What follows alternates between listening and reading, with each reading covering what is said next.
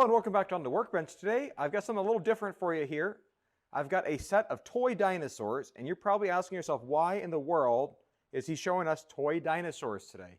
Well, today I want to show you what I think is the world's most over-engineered or awesome toy screwdriver. Let's get to it.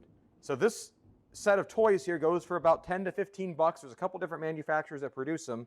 And so in principle, you can use this screwdriver to be able to take off the legs, the head of the different toys here. And so that's great, and that's fun. My kids love putting it together. And my kids have a handful of different toys that have screwdrivers with them that are all kind of fun. But this one really takes the cake for being awesome. So if you're putting one of these things together and you want to go to tighten it down, the manufacturer really thought of everything. Did you hear that click? This has a torque limiting feature to the screwdriver, but it goes even further than that. So not only did this manufacturer think that a kid might over torque a screw and decided that, hey, it might go a little too far, but going the next step further, if we take this apart, so this end comes off here, and this has a standard 3/8 inch square drive end. So if I take a 3/8 drive Mac ratchet, this is the Axis ratchet, I've had this for just short of a year now, and I can pop this right on the end here.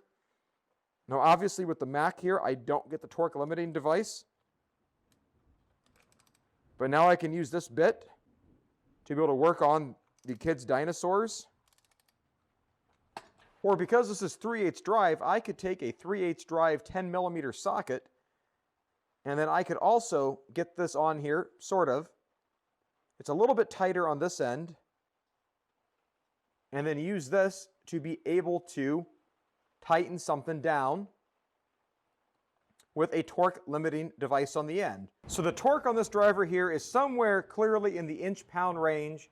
I don't have a torque meter that goes low enough to this, but I just thought this was very intriguing and wanted to share it with you, because then you can be teaching your kids how to use tools, but even about torque and fastening torque and the max torque that you should put on a fastener, which I think is kind of fun, and you can even use it with your tools.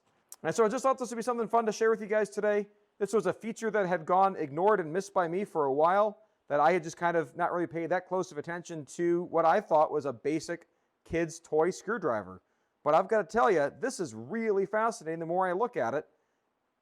And just thinking of all the ways that I could use this to incorporate my kids learning about tools in the shop.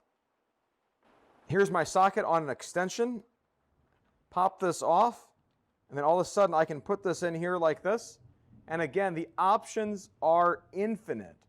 That the folks who designed this toy clearly had a knack for thinking about standard sizing and tools, because then you can, like I showed you before, just go ahead and put this on your good ratchet and still have fun playing with the toys, taking it to the next level. So just a fun little video here for you today. Hope you're having fun.